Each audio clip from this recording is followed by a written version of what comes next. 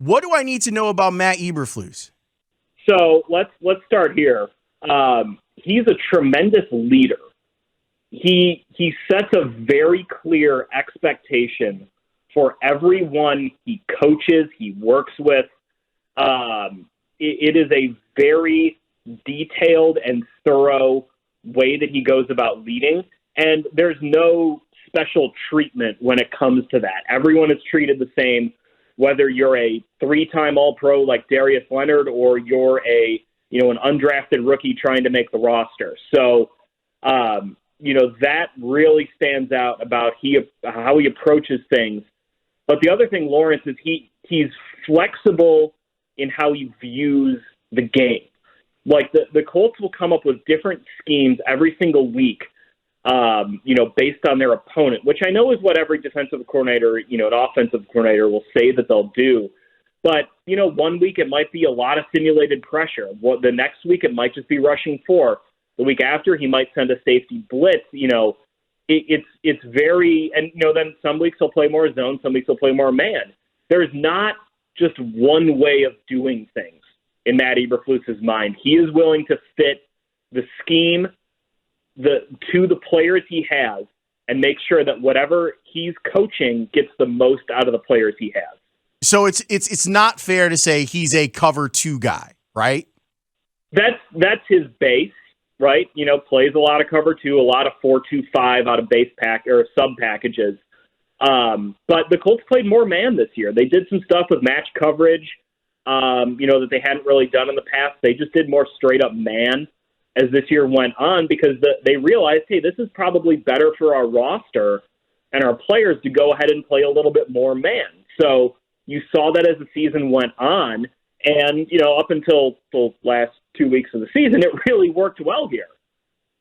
Yeah, and it produced some really good players, and I'm okay with that being. I'm not adverse to the idea of a base cover 2. Like it can work, especially in today's NFL if you get the right pieces. Trying to get those pieces is going to be the connection between Ryan Poles and Matt Eberflus as far as who they should draft and who they should pick up in free agency. How did he get to be a top candidate for a head coaching job?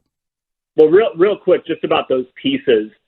Matt Eberflus said before the season, the 3 most important players in his defense are the 3 technique, the will linebacker, and the slot corner. So just keep that in mind. The Colts have pretty damn good players at those 3 positions. Uh-huh. How he got to this point, though, you think about his background going all the way back to Toledo, Campy, spending some time with Gary Pinkel there and then following him to Missouri, where they had a lot of success and punched above their weight at Mizzou. And, I'm sitting here, I would know, was a student when Flus is the defensive coordinator there.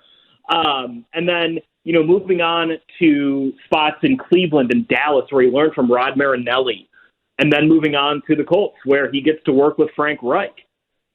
That all those experiences have influenced Matt Eberflus into being the coach that he is today.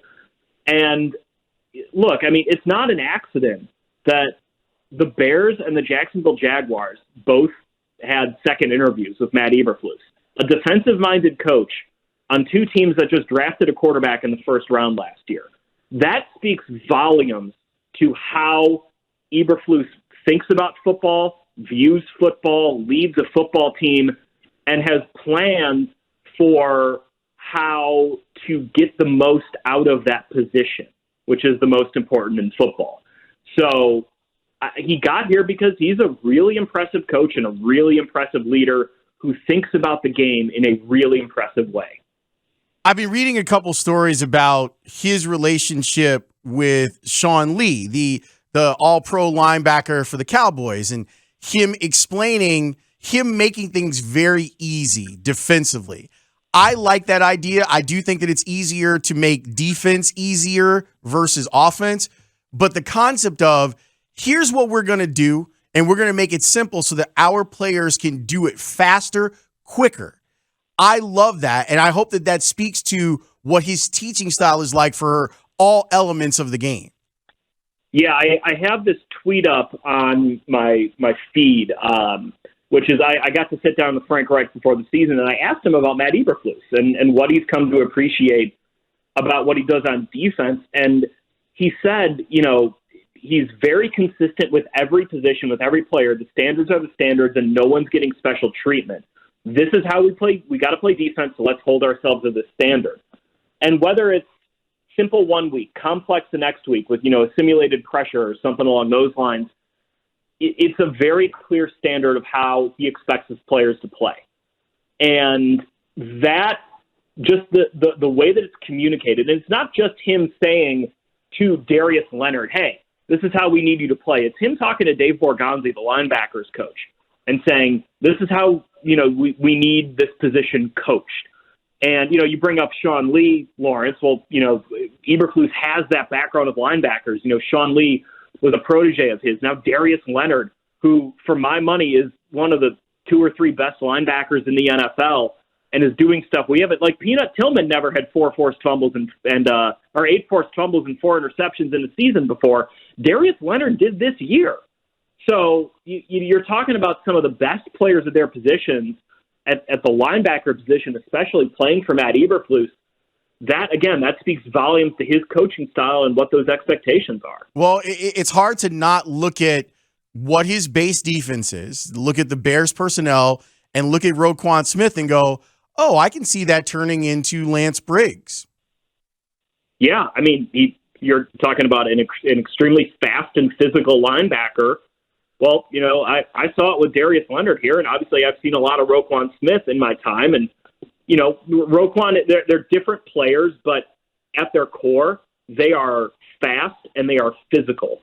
And you can do a lot with fast and physical in the NFL at that will linebacker. And again, I brought it up earlier, Laurence, that will linebacker is one of the 3 positions that Matt Eberflus has said you need to have a star player at for this defense to really work. Well, seems like he's walking into a situation where they already got one of those guys.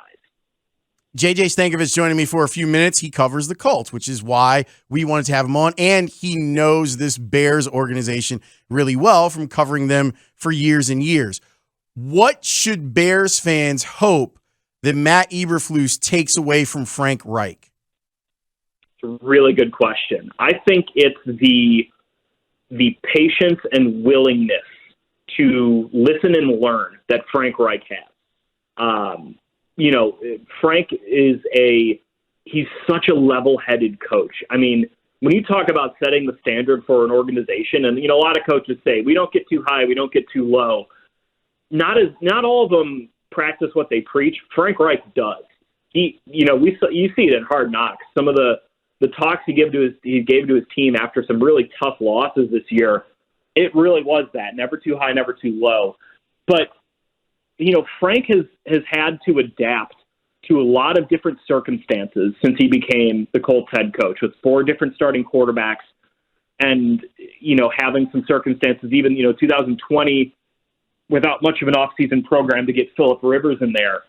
And Frank has done such a good job fitting a scheme to his players. And I think, Matt Eberflus has taken that away probably from working with Frank Reich. Is, hey, we got to fit the scheme to the players. But there also is a lot of accountability that comes with this Matt Eberflus defense. Like, you played that clip of him talking about his hits philosophy right off the top. And, another thing, coming from the Rod Marinelli tree, well, you don't have any loafs, which I know here in Chicago is something that we talked a lot about 15 years ago.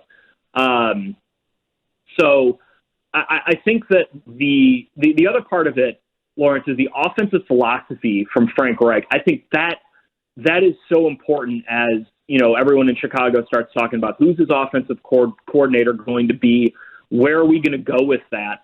I mean, Matt Eberflus has worked with, in my mind, one of the best offensive minds and play callers in the NFL the last 4 years, and has got to learn from him and see how he does things and see how he creates a game plan and operates. So that experience with Frank Reich, I think, really not only helped Eberflus interview well, but now will help him well as he begins to create a staff on that side of the football.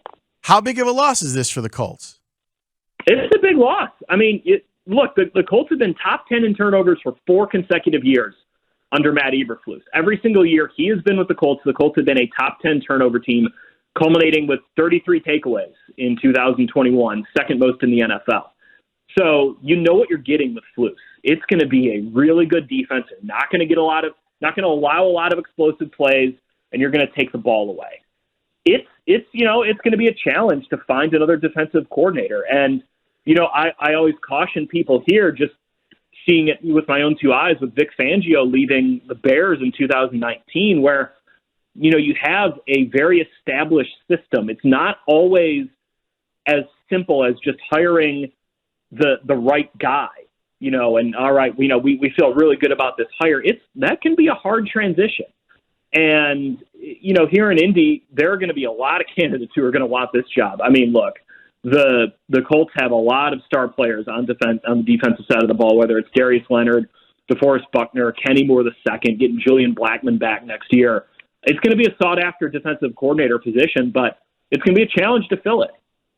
Having the chance to cover this team for as long as you did, and now being able to look at it kind of from afar, really only 175 miles away, what have you thought of their offseason so far?